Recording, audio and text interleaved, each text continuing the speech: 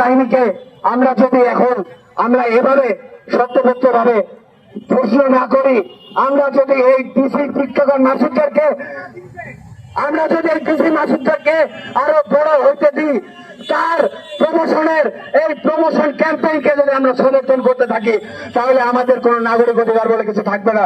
বন্ধুরা, এই শাহবাগ থানার এই বর্বরোচিত আক্রমণের বিরুদ্ধে সবাই ঐক্যবদ্ধ হন। ধন্যবাদ সবাইকে।